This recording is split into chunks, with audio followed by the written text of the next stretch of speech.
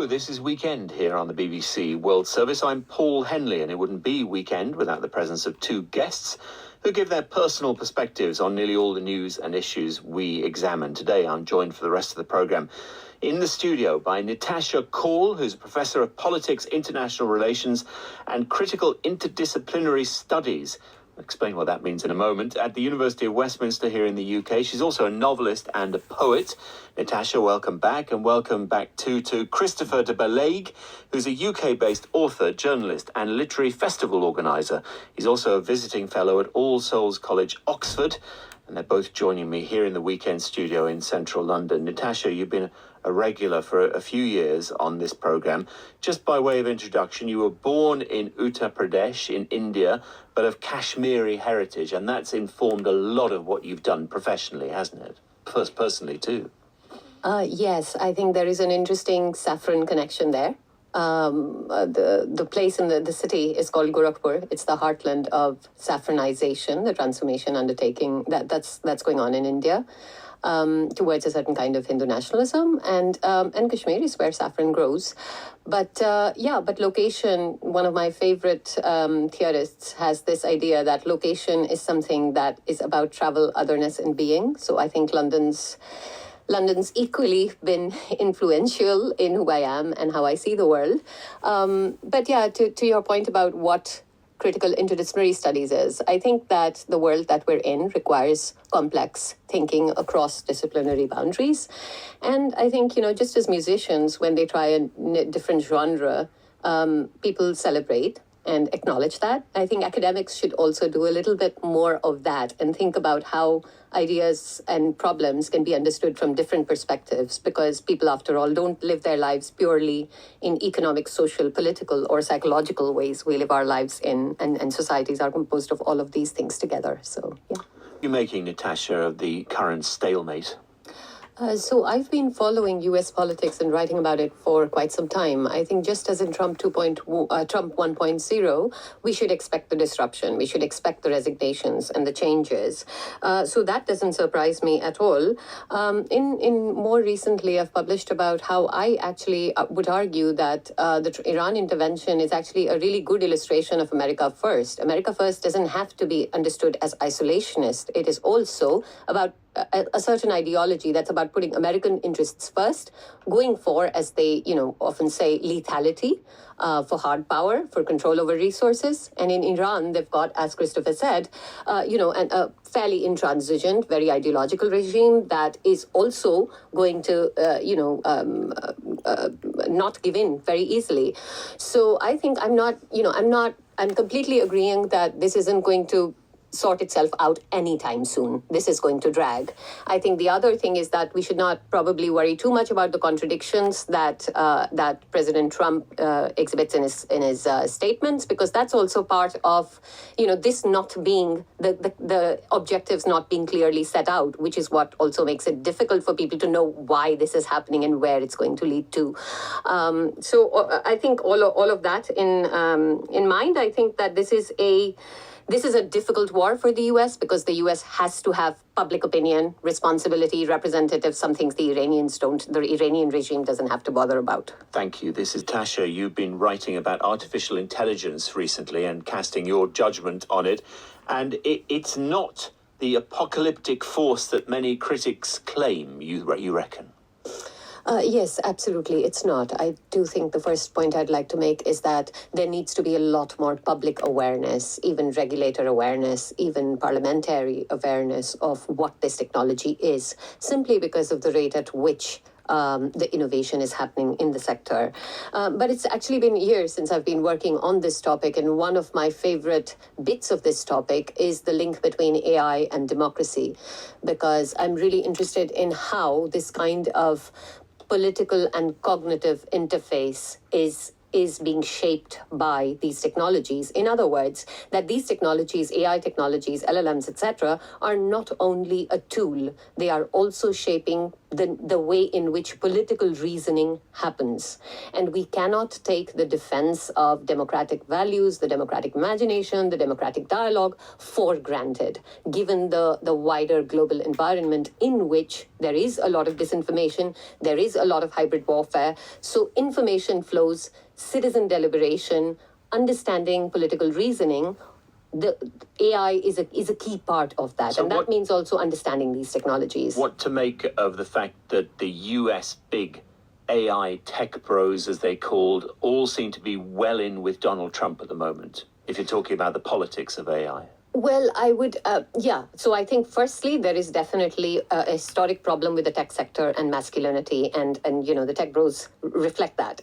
But I think beyond that, they're not, most of them are, but I think there are, certain actors that are trying to do things differently. Anthropic is a good example, and the standoff with Pete Hegseth illustrated that earlier on in this year. Talking about Anthropic in the last hour of the yes. program. So, when we say that, that they are all aligned with the government, well, yes, the fundamental nature of AI technologies is actually more suited to authoritarian systems than democratic ones, which is why you have to go against the grain to make them work for democracies, because centralized data, efficient processing, quick results actually enable mass databases, mass processing of information easier. And authoritarian regimes also have fewer guardrails on how they can train the models, what sort of data restrictions exist. So democracies are actually, need more thinking. Reassure us why artificial intelligence isn't going to be the end of humanity in a few words. Well, actually, I'll draw attention to recent FT research, which shows us that social media has had a polarizing effect, but LLMs, large language models, actually have the opposite effect. They make people move more towards thinking that is less extreme, so move people more towards the center. So I think definitely the doom and gloom can be overstated. It often is. I think humanity as a whole has dealt with major technological innovations that have reshaped the world, the internet, telecom, aviation. And this is the steam engine. So this is yet another technology, but I think we're going to have to learn to live on this planet with another intelligence as well. On their most recent specialist topics, Nitasha Kaul and Bedell Smith. Nitasha, what do you make of the visit? So I think that while the timing, of course, could have been better, cancelling this visit doesn't make sense. I think the calls to sort of not have it happen don't make sense. I think that there is a very important role globally for the way in which the monarchy in the UK is perceived. I think the fact that President Trump has often spoken positively, in fact, one of the rare things in the UK that he's, rare institutions that he's generally always positive about, I think that's definitely a plus. As for the special relationship, I think that, we can go on and romanticize history, but I think the clear-eyed view here is that post-Second World War, there is a very good strategic, geopolitically relevant reason why this special relationship has to be what it has. And like any relationship, I think it goes through ups and downs. There are creases. I don't think it was ever perfect or, free of any wrinkles. And right now is a difficult time. But I think that given the wider global environment, the post-Brexit situation, everything else that's happening in, with other parts of the world, with what is sometimes known as BRICS or Global South, or, other geopolitically relevant blocs with Russia. I think given all of that, it is worth thinking about repairs and mends to something that has historically been there for good reasons. And I think for all of those reasons, I think that this particular visit has actually potential to help, smooth over some of at least the most overt rhetoric of President Trump. It's the BBC World Service. I'm Nitasha. You were in Central Asia recently. Mm-hmm. And tell me what you make of the concept here. Yes, actually, I think that it's worth remembering that Karakalpakstan is an autonomous region of the country of Uzbekistan. It is a region with a very peculiar, very interesting history at the crossroads of different kinds of cultures, with a very varied population ranging from Uzbek to Kazakh to ethnic Koreans, even from forced displacement and settlement of populations during Stalin's era. So I think that it's really interesting to draw attention to the art, to the apricot what blossoms. I think that it's worth also keeping the backstory in mind of the kind of development that displaces people, that dries up 90% of the sea. So I think that's something that we should also keep in mind and think about. But I think my wider impressions of the area is how much of a crossroads, a complex crossroads of civilizations it is. Christopher, also visiting fellow at all to Sierra Leone.